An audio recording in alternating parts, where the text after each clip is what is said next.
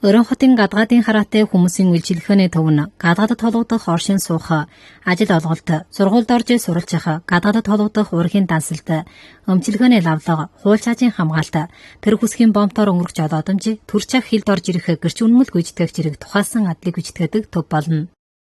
За та нар сайн байж гэнэ үү? Миний одооны байгаа ажлын газар бол Өрөн хотын гадаад хараатай нэр нь болон машин тэрэгний үйлчилгээний төв болно.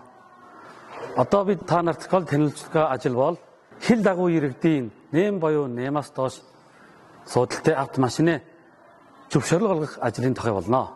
Монгол иргэд энэ зөвшөөрлийг авах санаатай бол хамгийн түрүүнд замын үдийн захиргааны ажлын хэсэгт очоод машины мэдээлэл өгнө. Машины мэдээллийг манаас аваад хамаг анхны хяналтаа өгнө. Хяналтаа өгөө төлснөөс үлээр төр цагийн буюу 10-аас 15 өдрийн хугацаатай үнэлэг олгоно. Тэгээд машины эзэн энэ үнэлгээ олсны дараа хэтин гэлаар орж ирнэ. Хэтин гэлаар 2 дахь хяналтаа авна.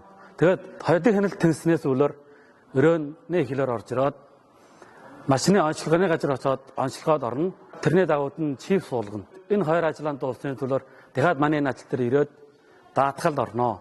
Даатгалд ороод барсны зүйлээр манай ажил дээр очоод 3 дахь хяналтаа авна. 3 дахь хяналтаа авахдаа 3 янзын бичиг баримтаа мөрөгдий тоглох хэрэгтэй. 1 дугаарт нь онцлогооны бичих, 2 дугаарт нь чип суулгасан бичих, 3 дугаарт нь даатгал орсон бичих.